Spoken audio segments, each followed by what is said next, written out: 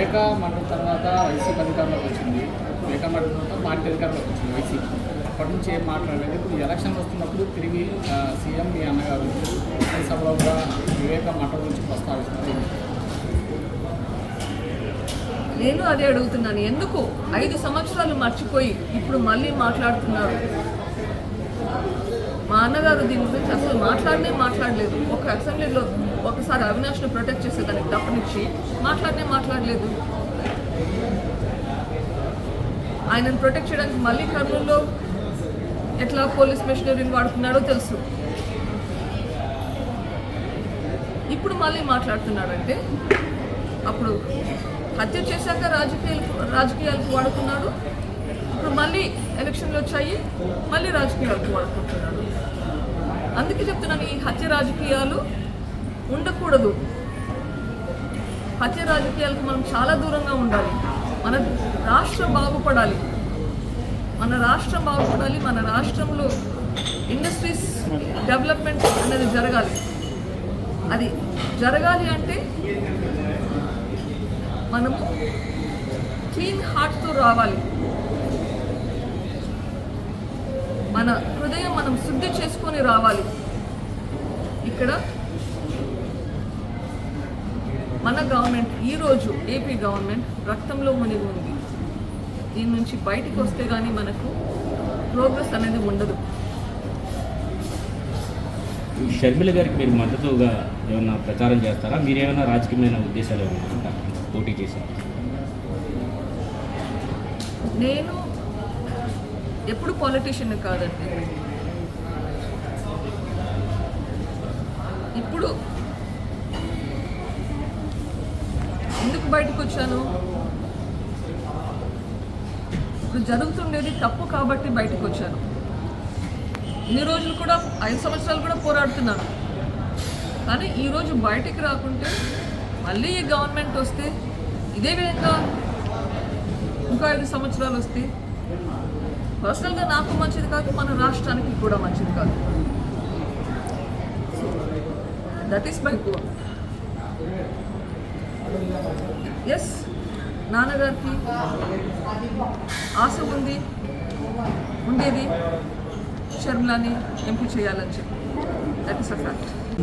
Government వచ్చిన తర్వాత కోర్టులో కేసు వేశారు. ఒక 4-5 ఏళ్ళుగా మీరు కూడా ఫైట్ చేశారు. ఈ సమయంలో దీని గురించి మీరు ఎప్పుడైనా ఆయన్ని కలవటానికి ప్రయత్నించారా? అసలు కేసు ఏం జరుగుతుంది అని ఇట్లాంటివి అడగటానికి ప్రయత్నించారా? ఆయన ఉన్న మీతో మాట్లాడారా ఇటీవల కానీ గతంలో? సిబిఐ పిటిషన్ వేయకముందు చాలా ప్రయత్నించాను. చాలాసార్లు ప్రయత్నించాను.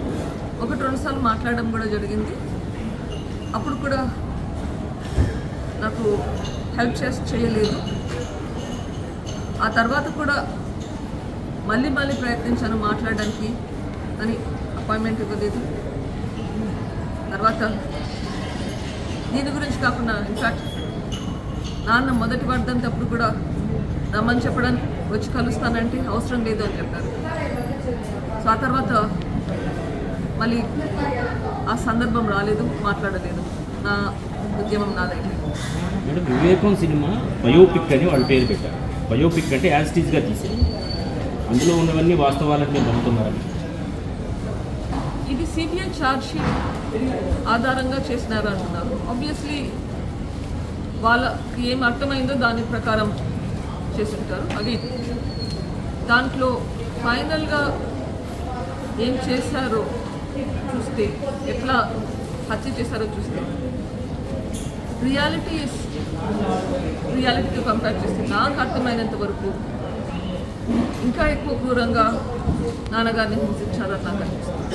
ఇంకొకటి, ఆ సినిమాలో పులివెందుల్లో కానీ కడపలో కానీ వివేకం గారి మద్దతు లేకుండా గెలవడం అసాధ్యమని చూపించారు. ఇప్పుడు మరి షర్మిల గారు పోటీ చేస్తారు. తండ్రి గారి బాధ్యత మీరు ఏమైనా తీసుకుంటారు ఆమె తరఫున? బాధ్యత అన్నది పెద్ద పేరండి. నాకు అంత కేపబిలిటీ లేదనుకుంటాను.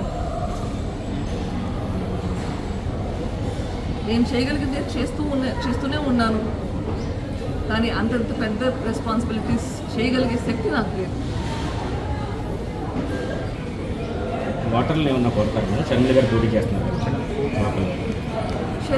చెల్లెలు. షర్మిల గోల్, నా గోల్ చూస్తే both our goals are the same. మా పోరాటం రిజల్ట్ ఇప్పటికైతే సేమ్ ఉంది. దీనికంటే నా పోరాటం ఇంకా ఎక్కువ ఉంది. ఇప్పట్లో ఒక స్టెప్ మాత్రమే ఈ గవర్నమెంట్ పోవాలి. నా పోరాటం ఇంకా పైన ఉంటుంది. తన పోరాటం ఆ తర్వాత తనకి వేరే పోరాటం. బట్ ఈరోజు మా ఇద్దరికి ఒకే గోల్ అయితే ఉంది. ఓకే, ఆ గోల్ రీచ్ అవ్వడానికి ఏం చేయాలో అది చేయాలి. గోల్ అంటే మేడం నిన్న పంపించారు. ఇప్పటికీ గోల్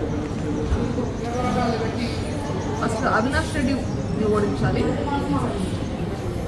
వీలైతే జగన్ అన్నను ఓడించాలి, వైఎస్ఆర్సీపీ రాకూడదు.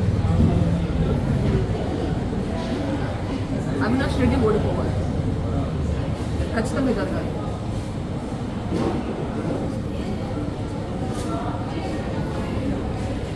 ఒకసారి అక్యూజ్డ్ కన్విక్షన్ వస్తే రూల్ ప్రకారం 6 సంవత్సరాలు కంటెస్ట్ చేయలేదు ఎలక్షన్స్లో.